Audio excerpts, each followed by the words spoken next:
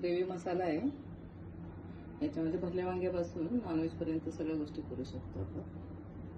सर्वात पहिल्यांदा चण्याची डाळ भाजायची आहे. त्याला थोडा वेळ लागतो. त्यानंतर धणे, खोबरं, त्यानंतर खोबरं आणि तीळ तेजपत्ता पण मी पडू देते मुद्दाम.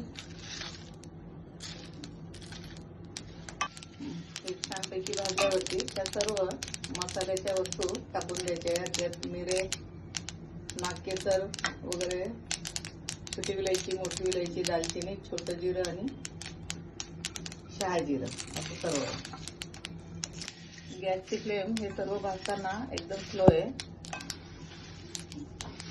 बस याचा कलर बदललेला आहे आणि मसाल्यांचे वास कमी होऊ नये म्हणून आपण गॅस बंद करतोय आणि तरी थोड्या वेळ हलवतोय. गार झाल्यावर मिक्सरमधनं काढायचे आणि सर्व प्रकारच्या मसाल्याच्या भाज्या याच्यामध्ये खूप सुंदर लागतात. हे सर्व कढईतनं मी मिक्सरमध्ये शिफ्ट केले आणि इतकं खडा हिंग टाकते.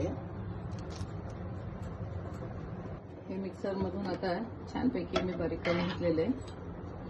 हा मसाला आपण